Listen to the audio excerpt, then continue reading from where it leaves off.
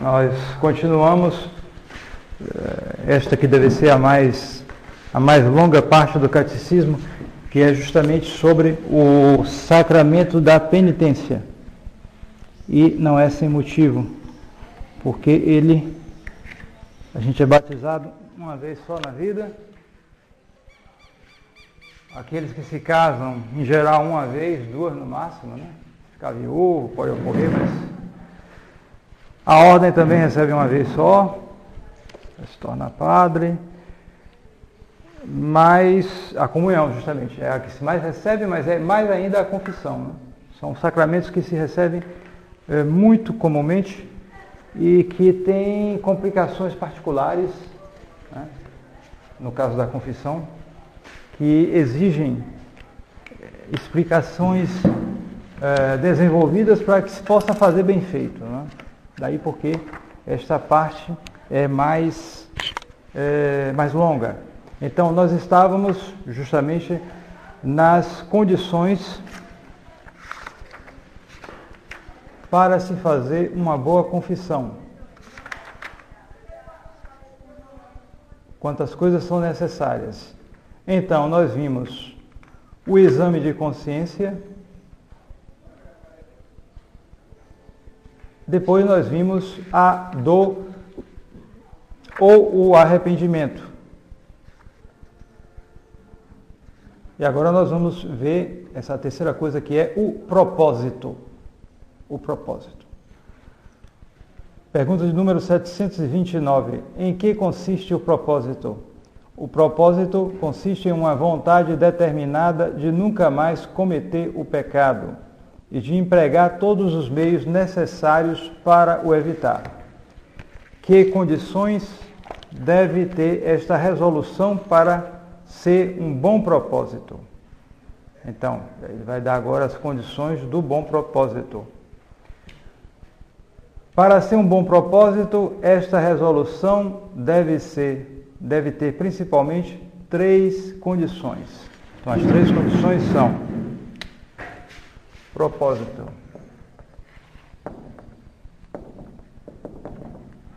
condições.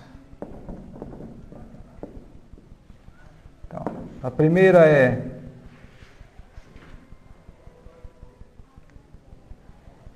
absoluta,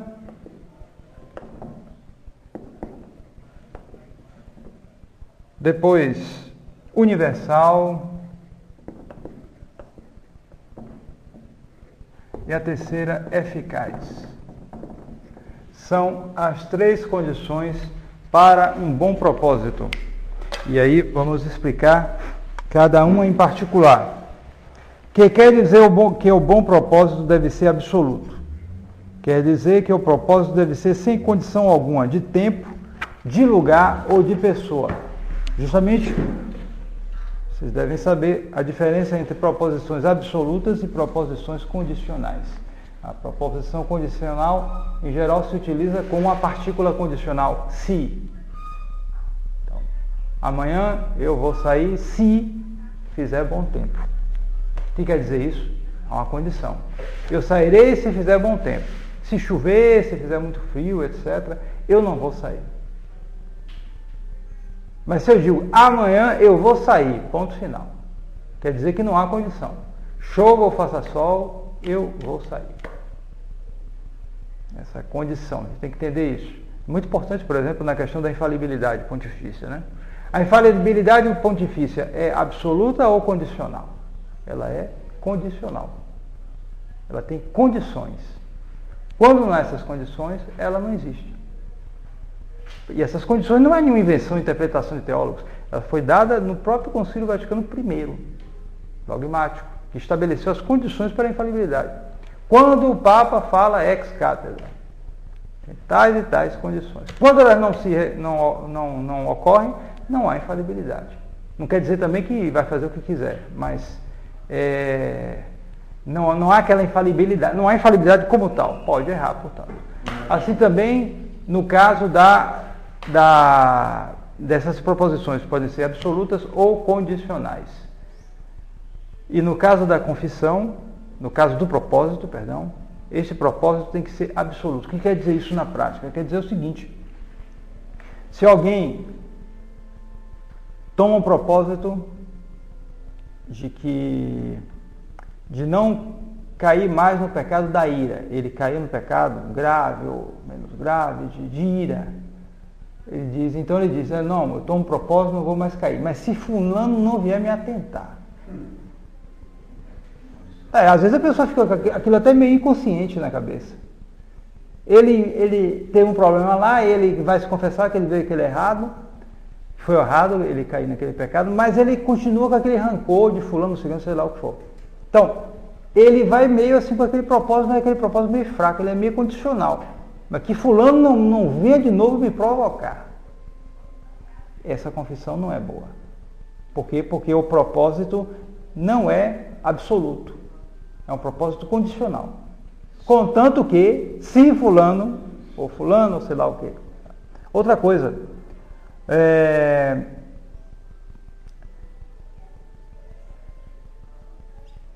de tempo, a pessoa, não quero mais cair, pelo menos por mais uma semana aí eu não vou mais meter nessas coisas erradas que eu caí, não. Uma semana, duas, sei lá o que, não. É por toda a vida. Alguém poderia dizer, mas depois cai. Bom, depois cai, pode cair. Mas naquele momento que ele faz, ele tem que ter um propósito. Se depois da fraqueza vai levá-lo ao pecado, bom. Mas naquele momento, se ele diz que, não tem jeito, eu por alguns dias, mas depois eu vou cair no pecado, aquela confissão não é boa. O propósito é condicional, não é absoluto.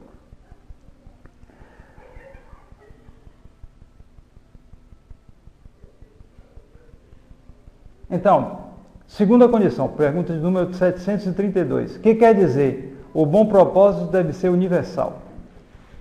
O bom propósito deve ser universal quer dizer que devemos ter a vontade de evitar todos os pecados mortais, tanto os que já tenhamos cometido no passado, como os que poderíamos cometer ainda.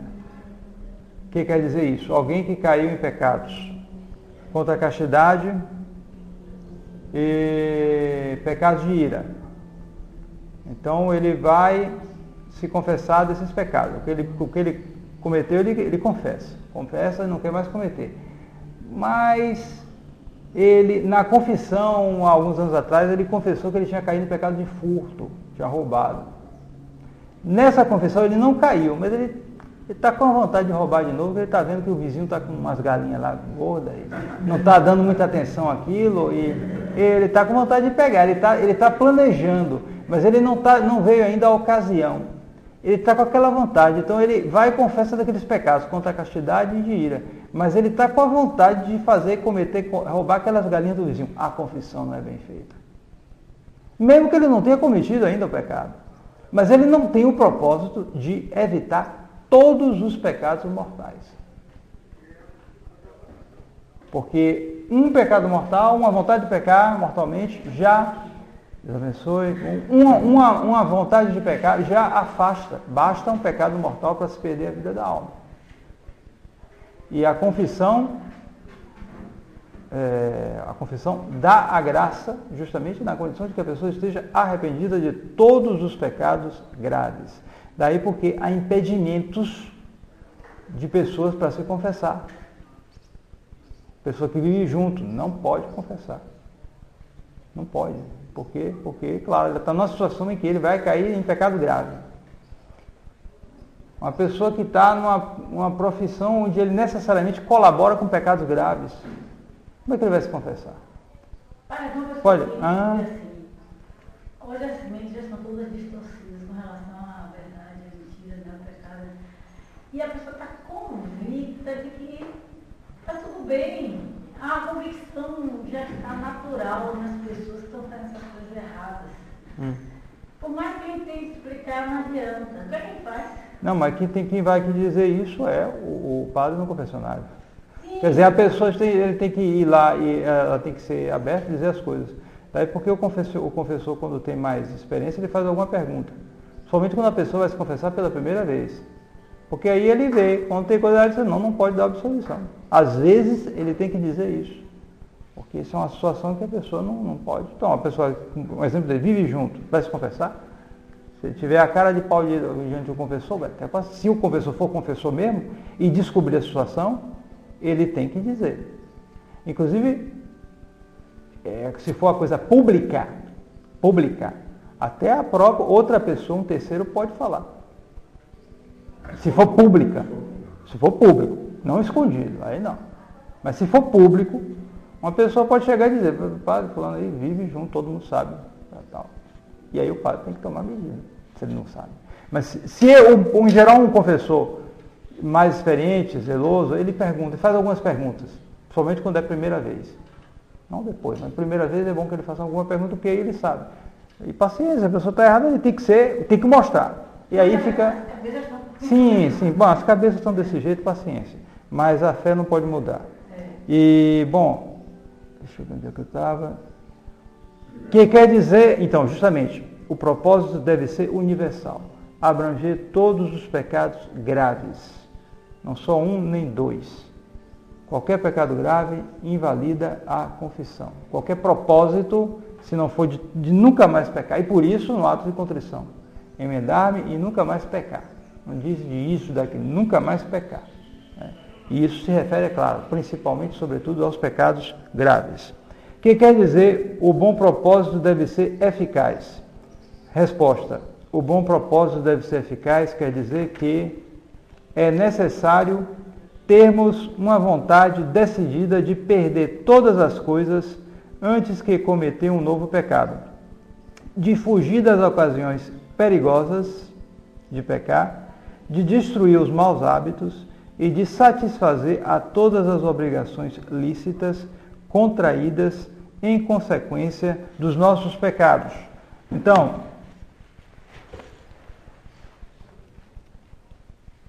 a vontade decidida, mesmo que a gente perca as coisas. Às vezes há pessoas que não querem largar uma situação de pecado porque temem o prejuízo que vão ter. Realmente o prejuízo pode existir, mas a pessoa deve ter essa decisão que deve superar esse prejuízo. Ele tem que dar um jeito para sair daquela situação, para chegar a ter uma vida sem colaboração efetiva com os pecados, o pecado grave, né? Tem prejuízo, tem prejuízo material, que é mais fácil, e tem o sentimental, tipo, perde o filho, perde a amizade com os pais, perde a amizade... Sim. Isso às vezes até é mais difícil. Isso às vezes até pesa mais do que. Às vezes, muitas vezes também, interesse material pesa também, né?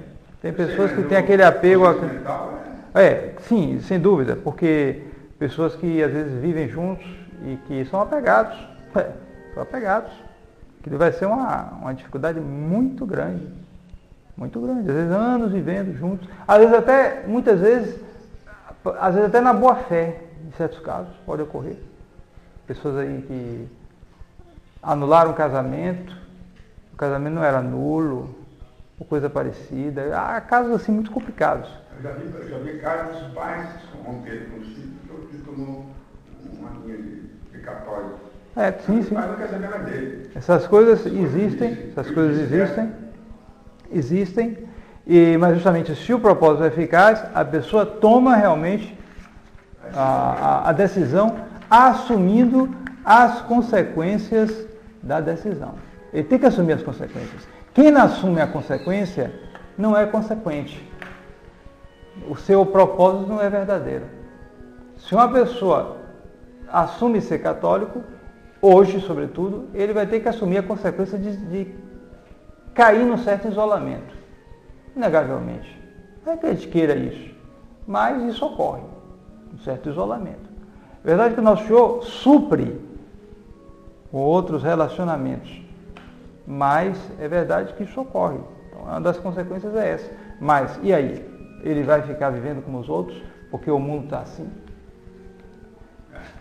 Então, o que é que se entende por mau hábito? Questão importante essa. Por mau hábito estende-se a disposição adquirida para cair com facilidade naqueles pecados aos quais nos acostumamos. Que devemos fazer para corrigir os maus hábitos?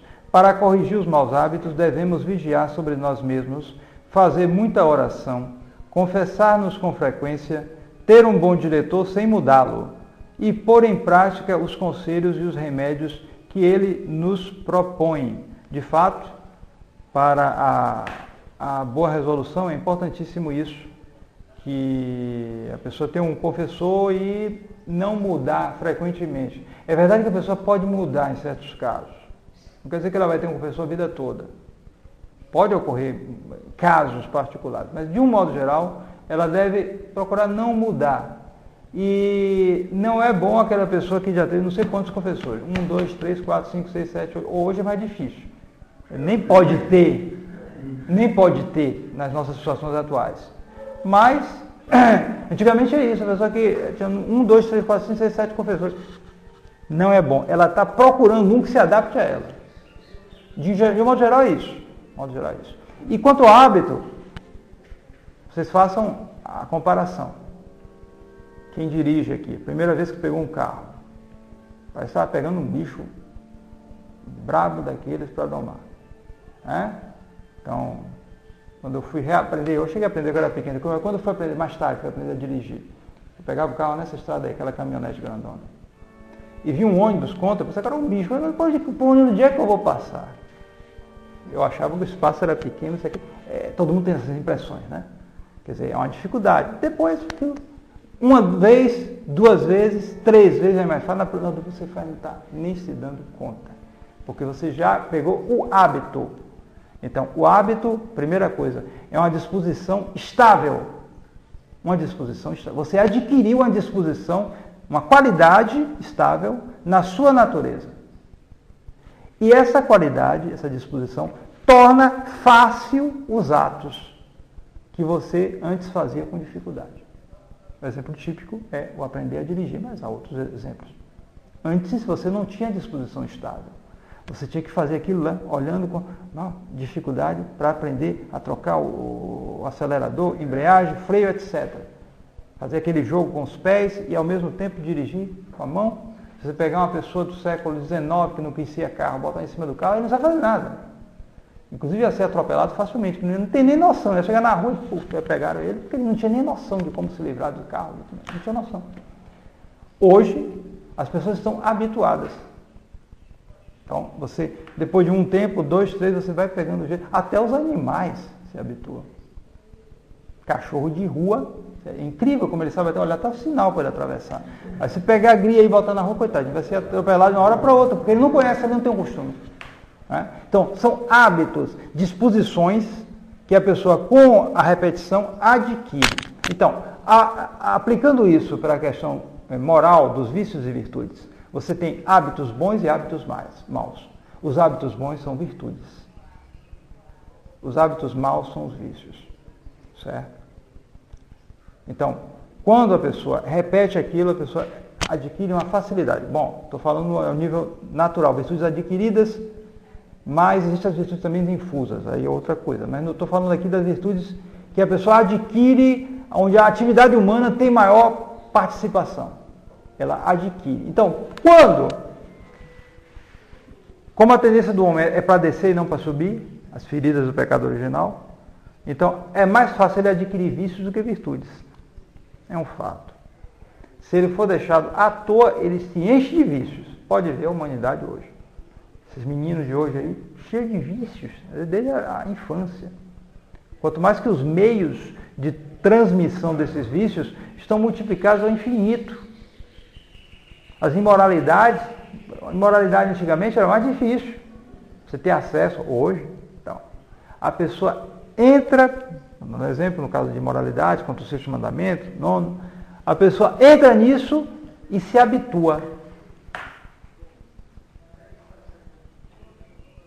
Então, como é que ele vai tirar? Ele está habituado. Ele tem que fazer o processo inverso. Tem que começar a fazer atos repetidos. Mas justamente, o problema é o seguinte, é que quando ele está imerso nos pecados, pela força do hábito mal, do vício, ele acha que ele não sai daquilo. Eu não posso, ele diz sempre isso. É demais para mim. Não tem como.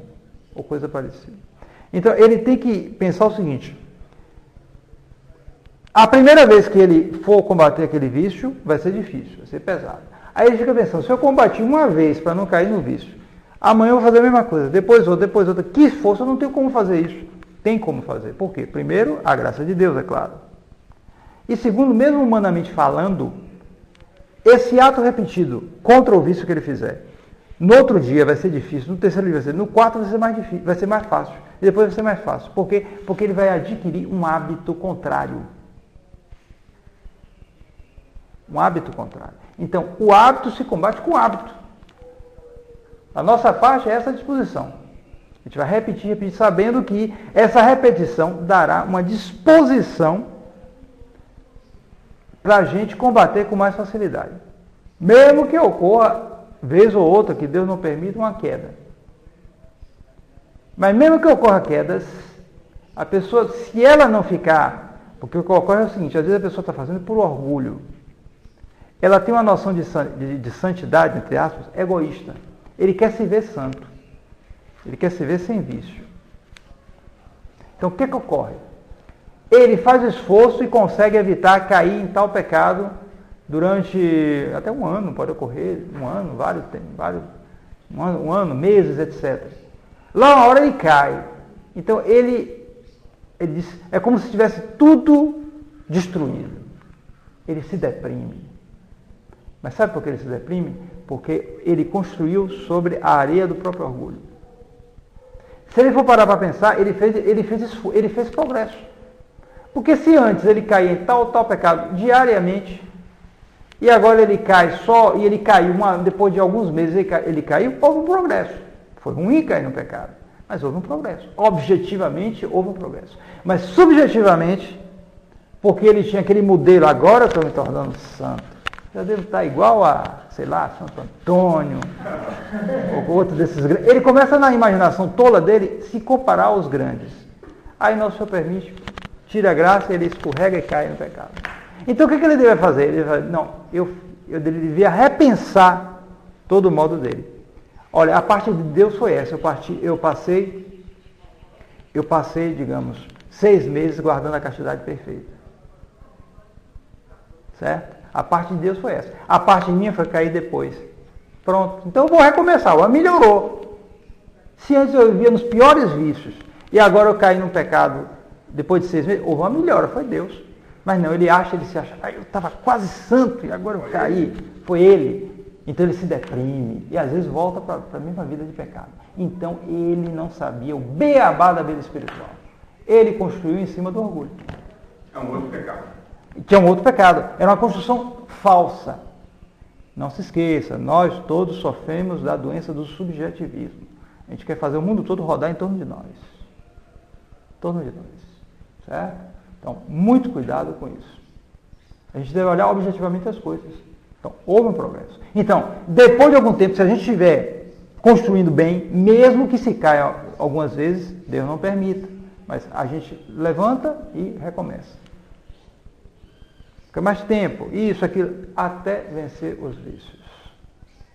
Até vencer. Se vence a graça de Deus e a disciplina faz vencer. E para ilustrar isso, queria contar uma história.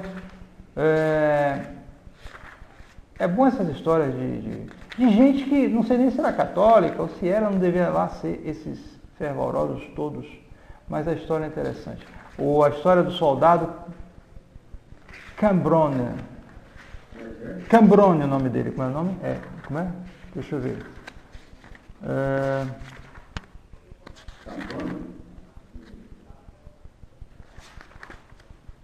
Cambronne era o nome dele. Cambronne, exatamente.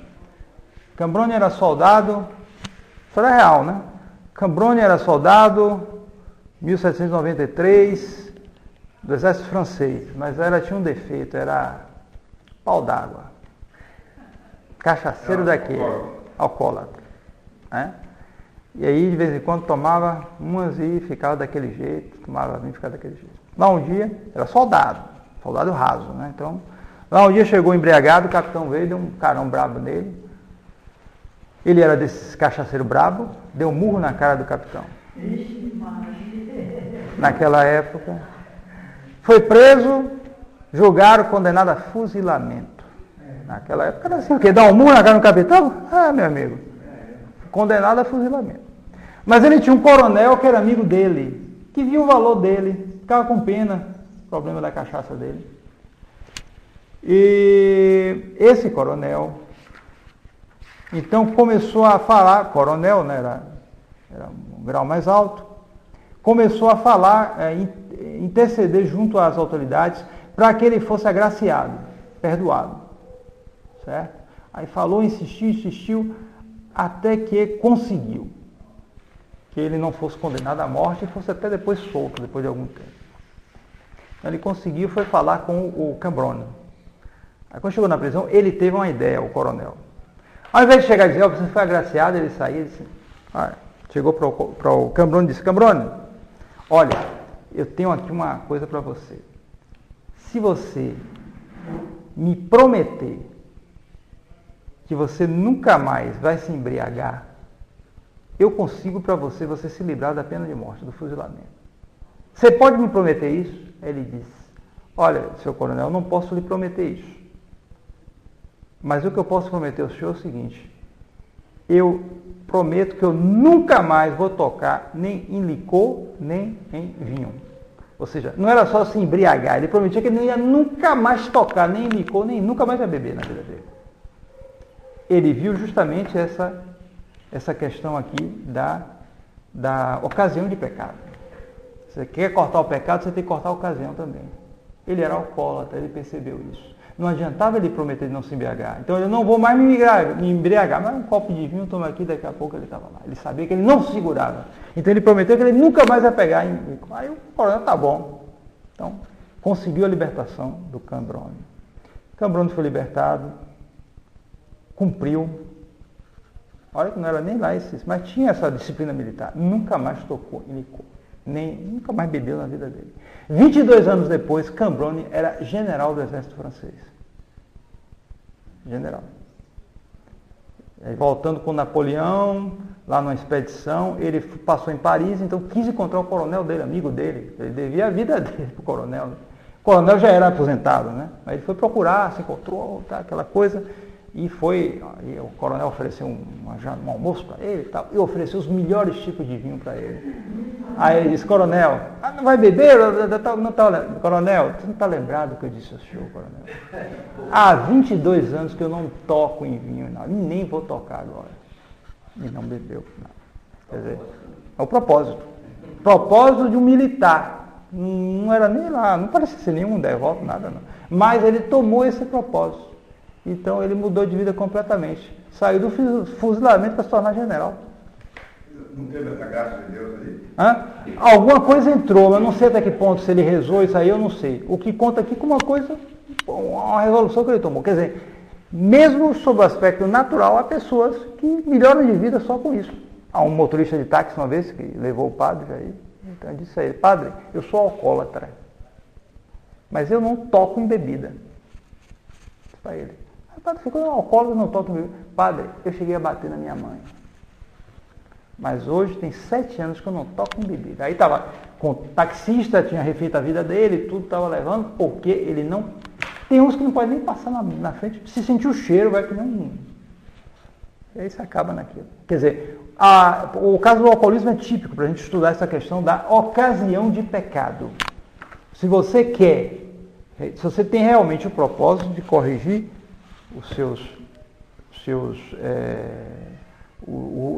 não quer mais cair no pecado, você tem que também, como se diz aqui na pergunta de número 736, que se entende por ocasiões perigosas de pecar. Se entende todas aquelas circunstâncias de tempo, de lugar, de pessoas ou de coisas que pela sua própria natureza ou pela nossa fragilidade nos induzem a cometer o pecado. Somos gravemente obrigados a evitar todas as ocasiões perigosas? Somos gravemente obrigados a evitar as ocasiões perigosas que de ordinário nos levam a cometer o pecado mortal e que se chamam ocasiões próximas de pecado. Que deve fazer quem não pode evitar alguma ocasião de pecado? Quem não pode evitar alguma ocasião de pecado, diga-o ao confessor e siga os conselhos dele. Certo? Se alguém está numa ocasião de pecado, às vezes numa situação, e ele fica meio perplexo, o que é que eu vou fazer? É meio difícil sair dessa. Não resolva por sua própria conta.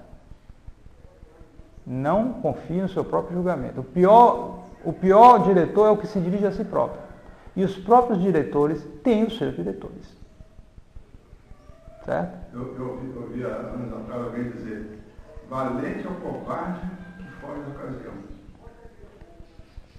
Justamente, ele é uma. Coragem, é covarde. Justamente, ele tem que ter, mas é um ato de coragem você fugir da ocasião. Valente é o covarde, ele não tem força para pegar, não. Ele é covarde, mas não é um valente. Justamente, ele é covarde, não seria nem bom dizer covardia, é prudência. Ele mede a coisa e vê que não deve. Então, há certas coisas em que o melhor é fugir. Você deve fugir.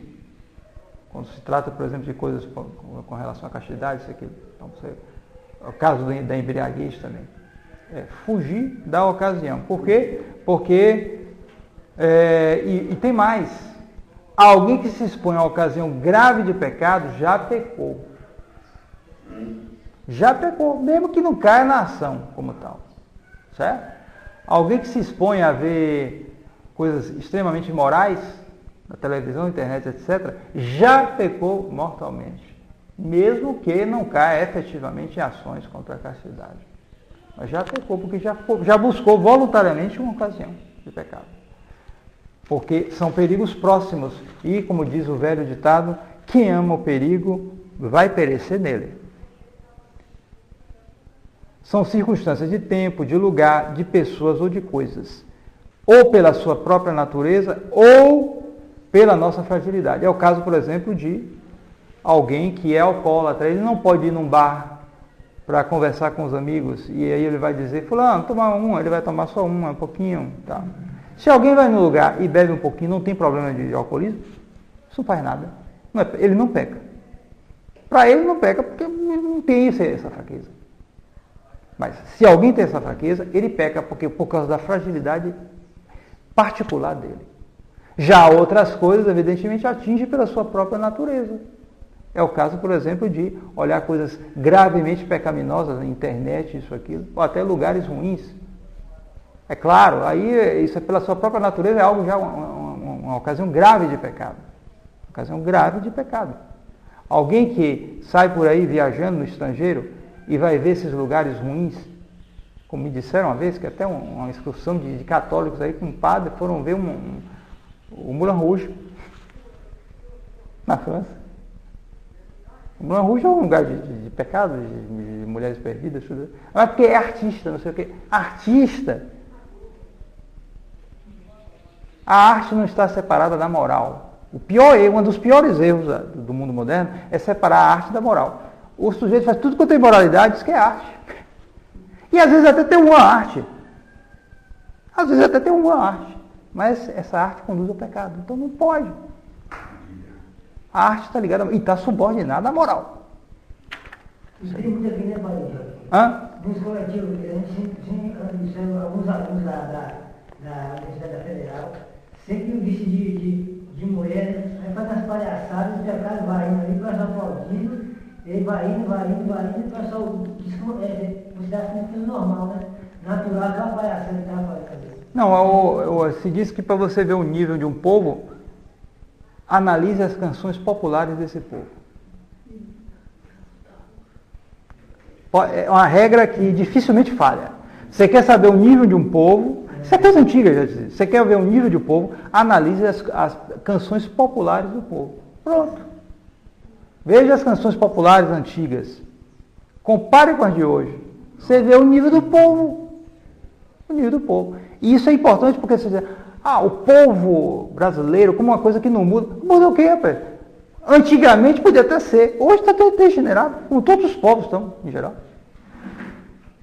Quer a prova? Veja as canções. Pega as canções da década de 40, 30 e compare com as de hoje. Não tem nada. Então, aí o nível do povo. Tá aí o nível do povo. certo? As canções populares dele. Então,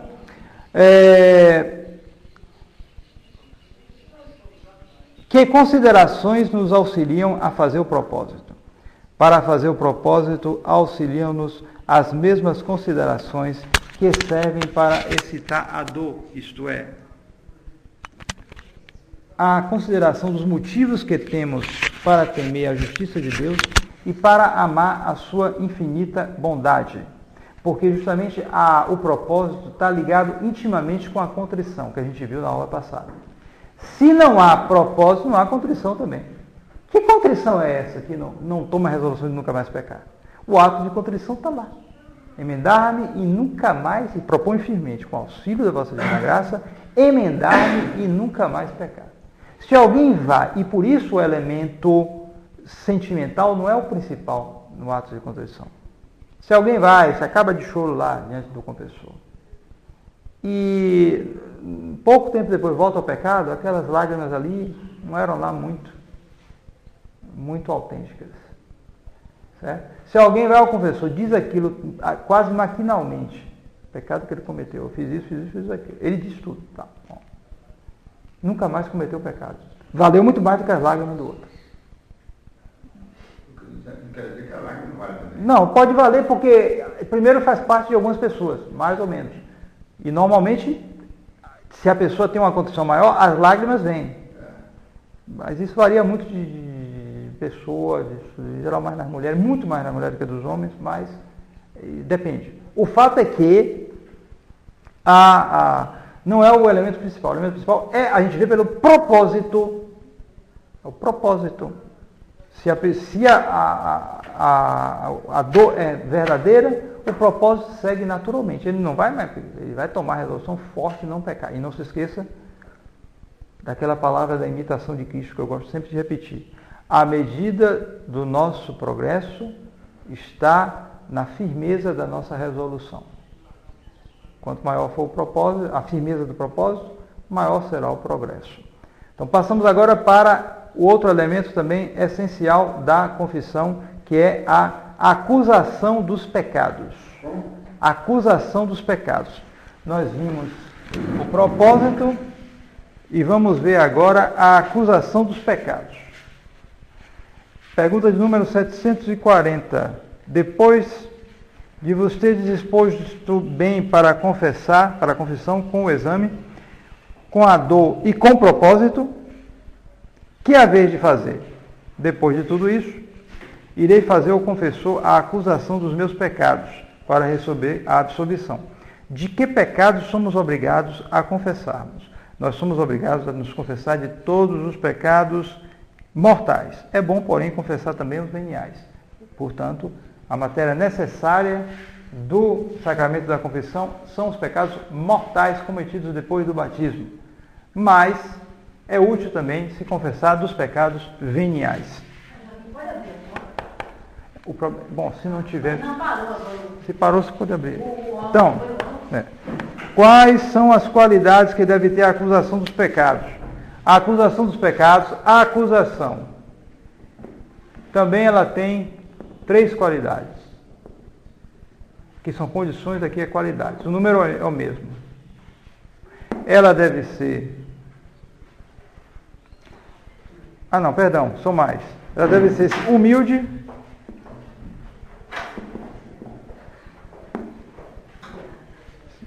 íntegra,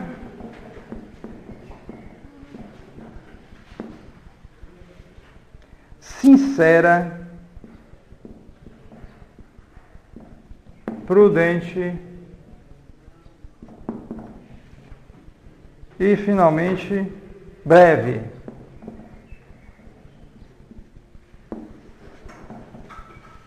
Humilde, íntegra, sincera, prudente e breve.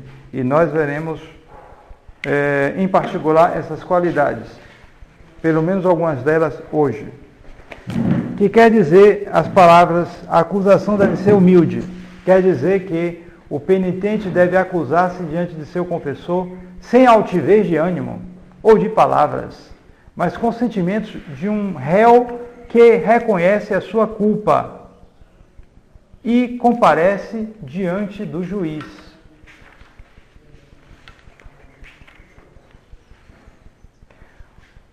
O penitente, diz o Concílio de Trento, está na obrigação, por direito divino, de confessar-se de todos e de cada um dos pecados mortais dos quais se recorda depois de um exame de consciência diligente, e assim também das circunstâncias que poderiam mudar a espécie dos seus pecados. No caso aí, a confissão tem que ser sincera, mas no caso da humildade, a confissão tem que ser humilde.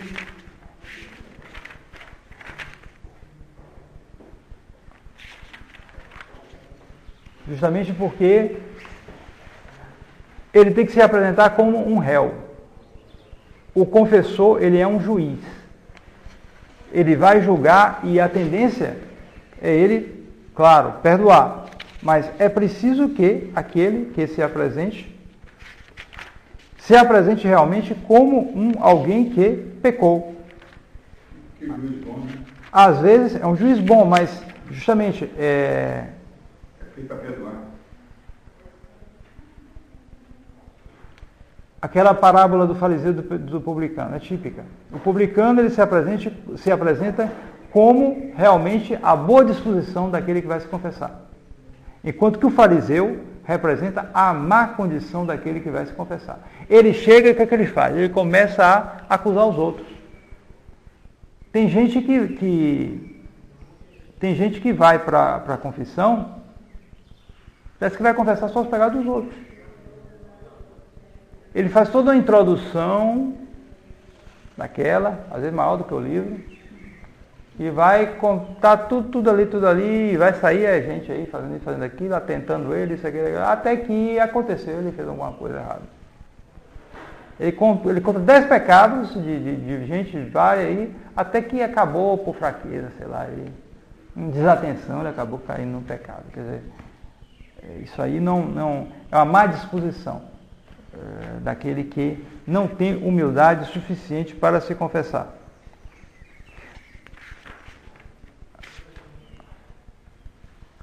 Que quer dizer, a acusação deve ser íntegra. Essa condição é muito importante. A acusação deve ser íntegra, quer dizer que se deve confessar com as suas circunstâncias e no seu número todos os pecados mortais cometidos desde a última confissão bem feita e dos quais se tem consciência. Quais são as circunstâncias que se devem dizer para que a acusação seja íntegra? Para que a acusação seja íntegra, devem acusar-se as circunstâncias que mudam a espécie do pecado. E aí continua explicando. Pergunta de número 746. Quais são as circunstâncias que mudam a espécie do pecado?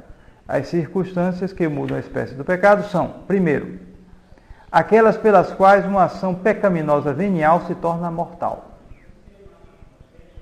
Segundo, aquelas pelas quais uma ação pecaminosa contém a malícia de 2 ou mais pecados mortais. Primeira circunstância. Aquelas pelas quais uma ação pecaminosa de venial se torna mortal. Alguém que já roubou da mesma pessoa R$2, R$3, R$5. Aí lá uma hora ele rouba R$25. Então, R$25 está um pouco no limite do pecado mortal. Já que o limite convencional, digamos assim, é que não pode passar de uma diária de um trabalhador. Mas, como é de uma mesma pessoa, isso vai aumentando. A matéria cresce, porque é de uma mesma pessoa. Então, você roubou R$3, com mais esses 25, chega a matéria, passa de uma diária. Então se torna mortal. Você tem que dizer a circunstância. Eu roubei 25, mas já tinha roubado antes tanto. Porque aí se torna mortal. Se você roubou R$5, R$4, R$3, você não está obrigado a confessar. Porque é pecado venial. Correto? Rigorosamente você não está obrigado.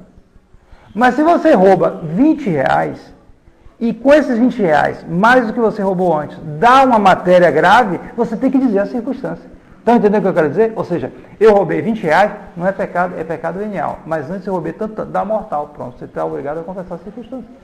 Mas o 20 depende também. É? O pecado, não, mas eu estou dizendo, sim, aí é outra circunstância. Eu estou dizendo em termos absolutos, porque, de fato, a gente discutiu na última aula, se alguém roubar 30 reais do homem mais rico do Brasil, provavelmente não é pecado mortal. Certo? Enquanto que se alguém roubar 20 reais de um mendigo, certamente é pecado mortal. Então, não é uma coisa absoluta, mas é uma média que a gente tem. Certo? Então, aí é o caso, circunstância que torna o pecado venial mortal. E depois, no caso, aquelas pelas quais uma ação pecaminosa contém a malícia de 2 ou mais pecados mortais. Alguém chega para o padre e conta, eu roubei 50 reais, pecado mortal, né? Mais alguma coisa? Tem alguma circunstância? Eu roubei, foi aí eu abri o cadeado aí do lugar das ofertas, abri e peguei 50 reais. Ou seja, você tem que dizer isso. Por quê? Porque a malícia não é de um pecado mortal, é de 2 pecados mortais. O primeiro pecado mortal é contra a justiça, você roubou 50 reais.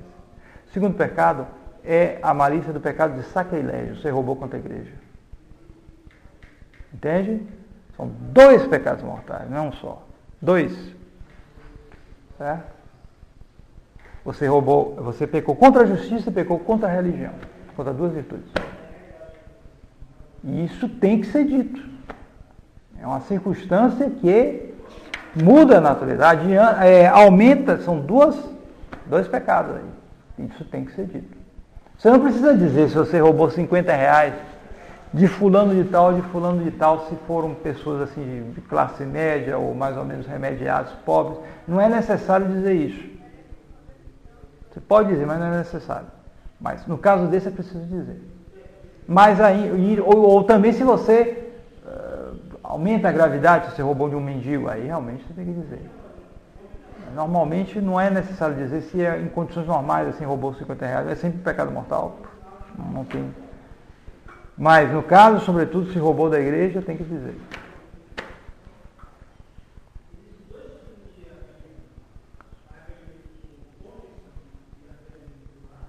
Bem,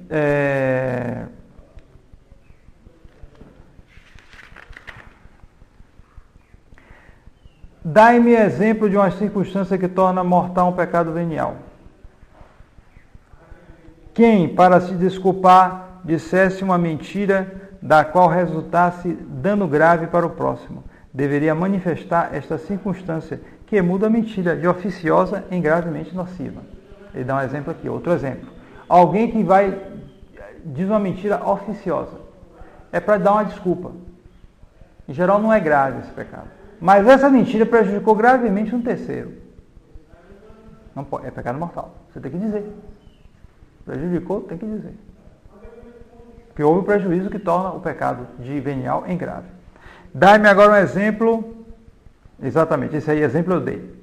O exemplo de uma malícia de 2 ou mais pecados. O exemplo de roubar da igreja, né?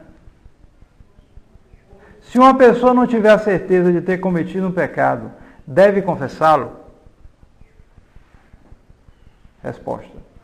Se uma pessoa não tiver a certeza, não é obrigado a confessá-lo. Se, porém, o quiser acusar, deverá acrescentar que não tem a certeza de o ter cometido. Isso é bom para pessoas escrupulosas que às vezes querem fazer mais do que o que existe na realidade. E acabam fazendo confissão que não é boa. Não é bom. Pessoas que estão na dúvida se pecaram ou não. Eu tenho que confessar, não sei o que, eu tenho que confessar. Tudo bem, ela pode confessar. É até aconselhável que ela confesse. Mas não precisa, você não vai chegar e dizer, eu cometi esse pecado. Eu prefiro confessar como se tivesse feito. Não, você vai confessar a realidade. Não seja instável. Diga a coisa como ela é. Eu estou na dúvida, acabou. De tantas coisas nós temos dúvidas. Diz o que ocorre. Estou na dúvida. Ponto final. Se você passa disso... Um problema. Eu estava trabalhando na empresa e ele teve esse problema também, né? O responsável do trabalho, quando ele está no trabalho, pede porque fala com alguém, dá o telefone. Aí diz que eu não estou. Não, isso aí é a chamada oficiosa.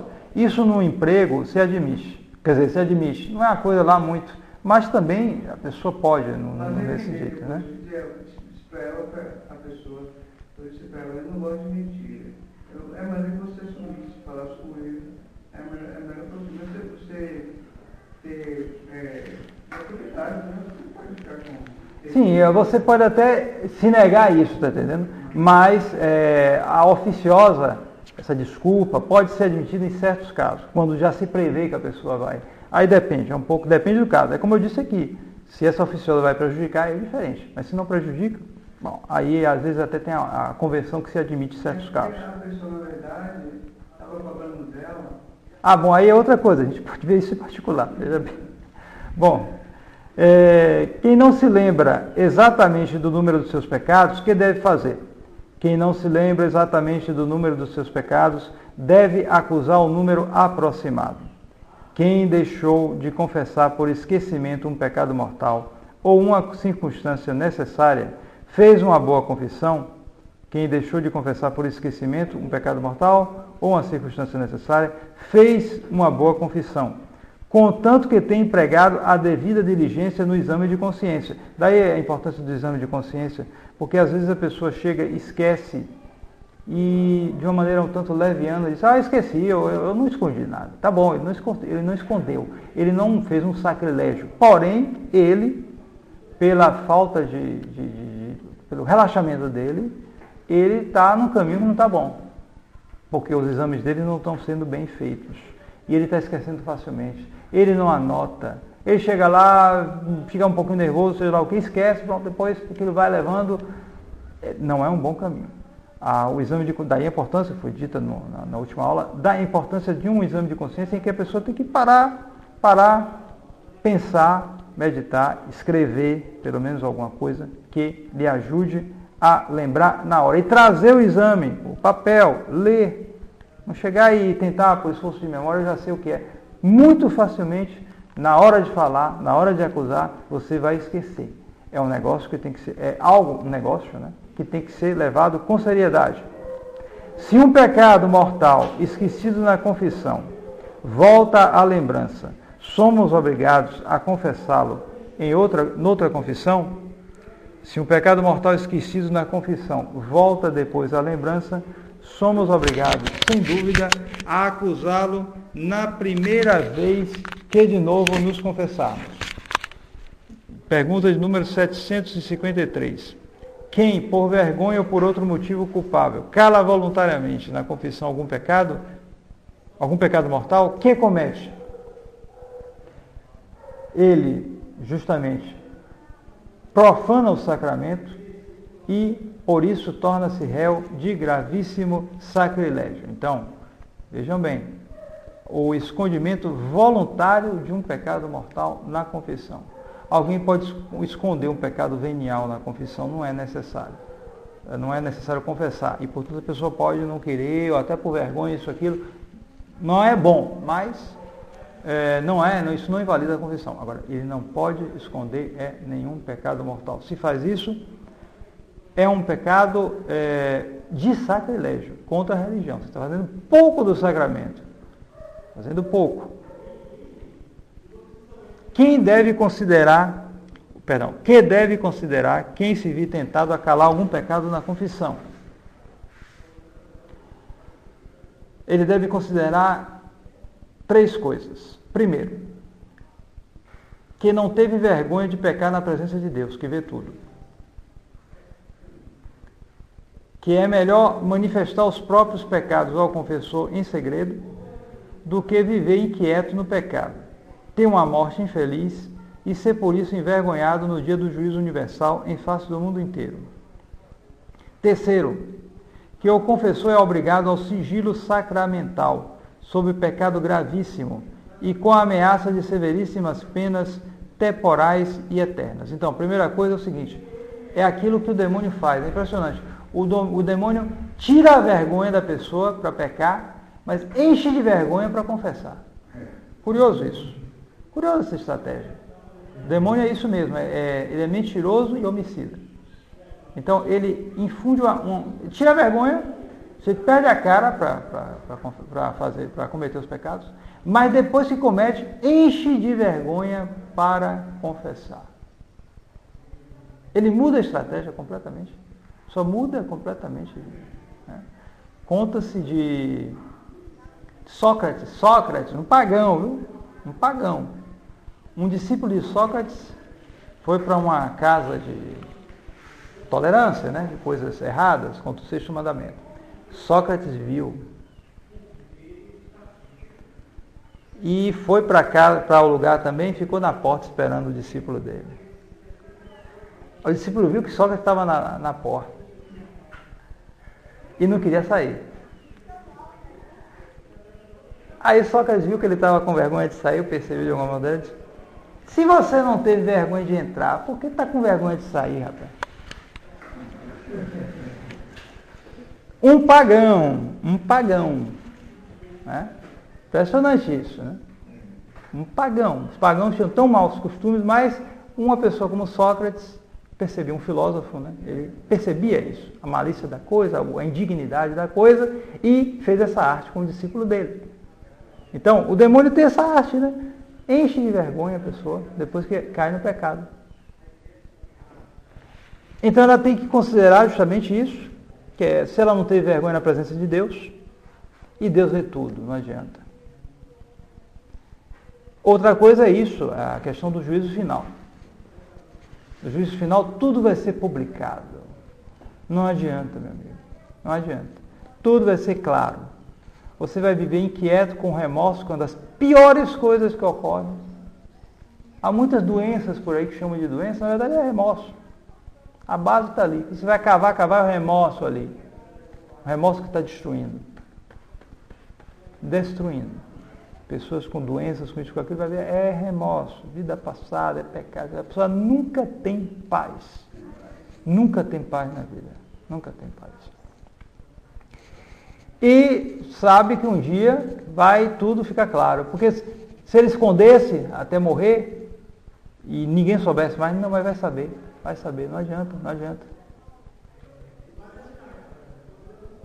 E depois, ele tem que se... Muita gente não conhece direito isso. O sigilo sacramental, o segredo sacramental, que é o maior segredo que existe. O maior segredo que existe. Às vezes há pessoas que pensam que, por exemplo, o padre ele não conta para ninguém, mas para outro padre ele conta. Não, ele não pode contar.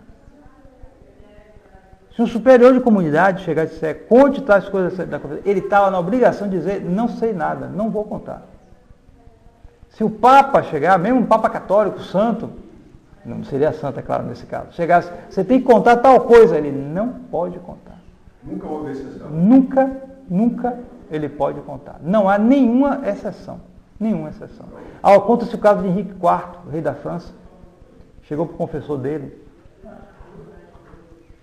Padre, se o senhor fosse confessar a algumas pessoas e soubesse que estavam planejando me matar, tomar meu reino e tal, o que é que você faria? O que eu faria, eu aconselharia essa pessoa, eu diria a essa pessoa, não fizesse isso, tal, que isso é pecado, etc.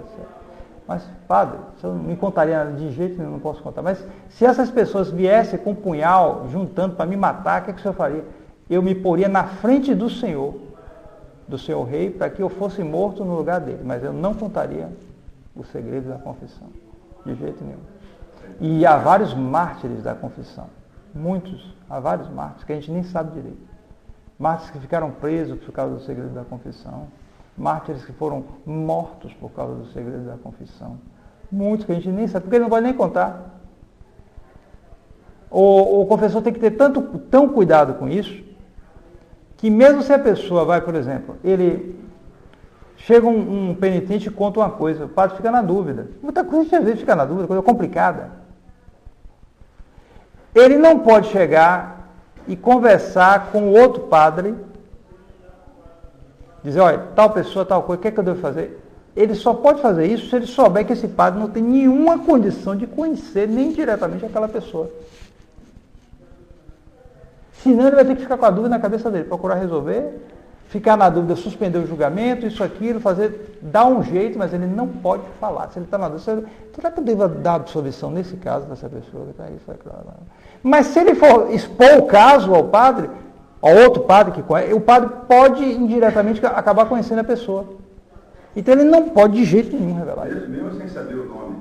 Mas, mesmo sem saber o nome, mas se a pessoa, o outro padre pode desconfiar, pelo caso de desconfiar, isso pode ocorrer.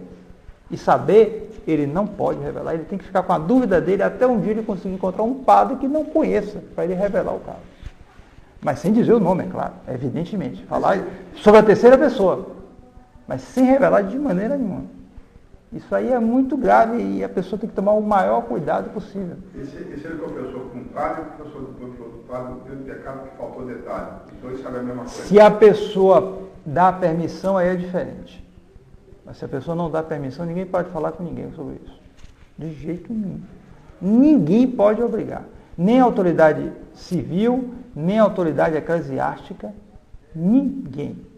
Você sabe que se você chegar, ocorreu isso, ele tem que dizer não sei. Ele pode dizer não sei. Não é mentira. Sabe disso? É. Se você chegar, você sabe fulano, não sei. Ele pode dizer não sei. Ele sabe, soube na coisa, mas ele não sei. Não é mentira. Porque todo mundo sabe que é o segredo sacramental, ele não pode dizer. Até para usar a ciência que ele aprende na confissão, ele tem que tomar um cuidado enorme. E, em geral, quando a pessoa confessa, um padre confessa, confessou, pode dizer os piores pecados. Acabou a confissão, acabou. Ele não sabe de nada. Ele vai continuar considerando a pessoa do mesmo modo que antes. Porque ele não sabe, ele não pode usar isso aí como, agora eu vou ficar com essa, porque ela confessou tal coisa, é para fulano, né? Isso aqui, eu pensava que era um santinho, né? Tá vendo aí? Não, ele não vai mudar a maneira de tratar a pessoa. Ele não pode, isso não pode atingi-lo. Ele tem que ter a mesma maneira de tratar. Daí porque pode às vezes a gente pensar mal de padre, isso, aquilo, por isso, por aquilo, porque isso, aquilo. Isso produz às vezes um monte de confusões e que o padre não pode desfazer porque ele não pode revelar o segredo. Tudo isso para dizer que às vezes, e mesmo aí na igreja conciliar, pode ter padre aí caluniado, isso, aquilo ali, que às vezes não tem essa culpa toda não. Porque ele está meio envolvido na confissão, se ele tem um resto de seriedade, ele não conta o segredo e às vezes fica numa situação difícil. Muita calma com essas coisas. O padre nem esquece do pecado. Não, o melhor é que ele esqueça. Ele esquece. Se ele já tem virtude, etc., ele nem lembra às vezes. Nem lembra mais. Esquece. É tanta coisa, né? Não é tanta coisa não, é o exercício de não ficar pensando naquilo. Ele tem que esquecer aquilo. Bom, ele não está no poder dele de esquecer completamente. Mas se ele faz o exercício, a questão dos hábitos, ele acaba esquecendo mais facilmente. E, justamente, por causa disso, é mais um motivo para que a pessoa tenha tranquilidade na hora de confessar. Ele tem que ser sincero, ele tem que contar tudo, porque ele sabe que o padre está obrigado a isto.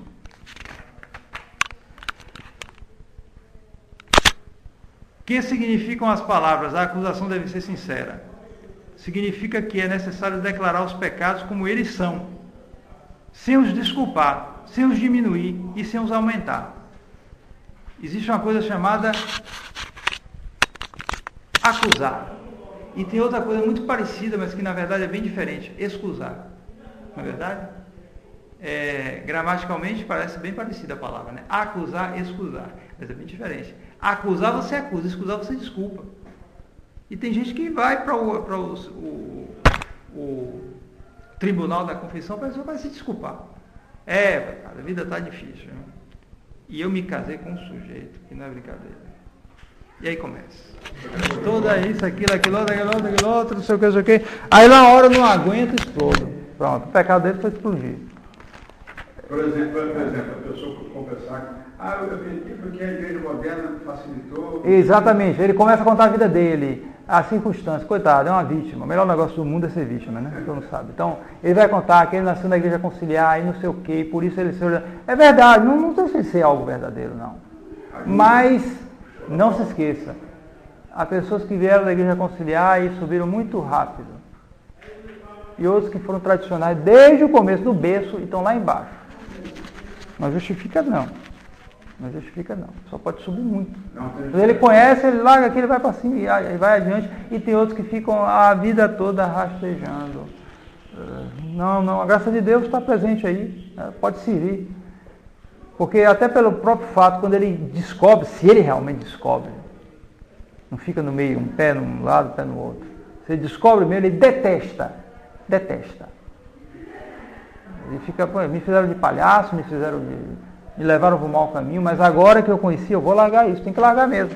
Não fica com aquela coisa, isso, aquilo, no meio de caminho. Esse pessoal, a cordista tem isso. Aquela coisa, não dá o passo, fica sempre pela metade. Mas eu falei o seguinte, enquanto ele está vivendo na igreja, posso conciliar, o padre disse para ele que não é pecado, ele pecou. Justamente, aí ele vem com a escusa, pai, eu me habituei porque me ensinaram isso. Não ensinaram, mas quem ensinou não sabe nada, não adianta. A doutrina é essa, você tem que mostrar a doutrina. E se ele é reto, e é sério, ele descobre a doutrina, ele segue. Mas ele não... Certo? Agora, ele não teve antes, vai estar tendo agora. Aí ele não deve começar a enumerar os motivos que levaram ele a isso, aquilo. Em geral, isso faz mal. De modo geral, porque serve justamente isso aqui. Ele desculpa. Então, ele não deve nem desculpar, nem diminuir, nem também aumentar. Que tem uns também que é exagerado, certo? Que é aumentar as coisas, dizer mais do que é. Como se ele quisesse obter um perdão maior, fazendo uma espécie de fraude.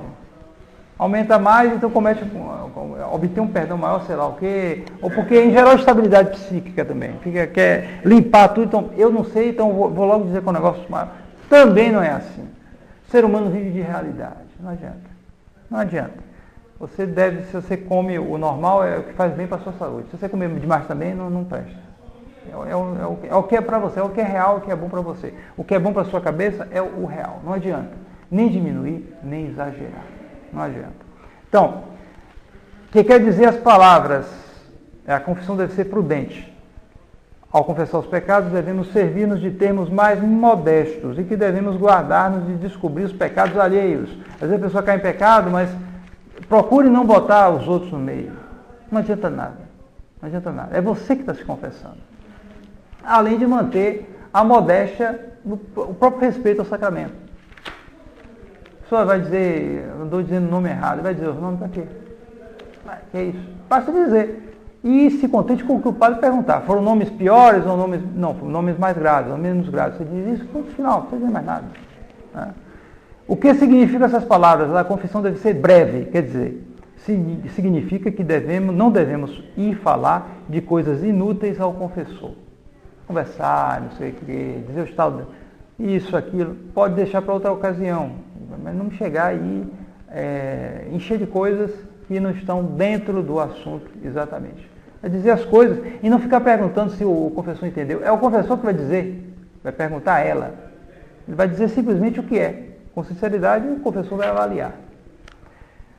Mas o dever de confessar a outro homem os próprios pecados não será muito custoso, sobretudo se são muito vergonhosos. Bom, ainda que confessar a outro homem os próprios pecados possa ser penoso, é necessário fazê-lo porque é de preceito divino. E de outro modo não se pode obter o perdão dos pecados cometidos.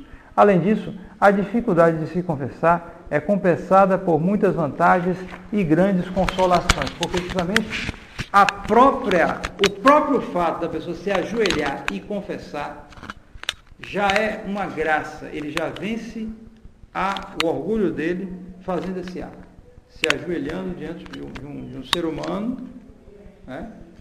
E é um ato de religião muito, muito bom, porque você faz um ato de fidelidade à igreja, você está reconhecendo ali a hierarquia ali, né? É impressionante como o protestantismo, que anulou a hierarquia e reduziu a hierarquia a algo um tanto democrático, não é um poder que vem de Deus, mas é a comunidade que designa aquele ali. Como é que vai confessar para o sujeito desse? A confissão sumiu, se esfumou. Naturalmente, eles foram caindo disso. Foram caindo. Confissão ainda existe alguns protestantes lá no norte da Europa. É curioso. Bom, não é confissão. Provavelmente não é. Eles perderam. Não é sacramento. Não é sacramento. Mas eles têm ainda um pouquinho isso. Mas a evolução do protestantismo levou a isso. Foi sumindo a confissão. Eu me arrependo, e aí começa a gritar, Jesus me ama, Jesus é aleluia, não sei o quê. Essa histeria é uma espécie de compensação do vazio lá dentro. É como esse pessoal de alta sociedade que aparece em coluna de social, porque eles correm daqui até aqui, e depois aí estão tomando antidepressivos, se matando, isso, aquilo, é uma espécie de compensação. Ele tem que mostrar. Então ele tem que mostrar que Deus perdoa ele, porque Deus não perdoa ele. Deus não perdoa ele.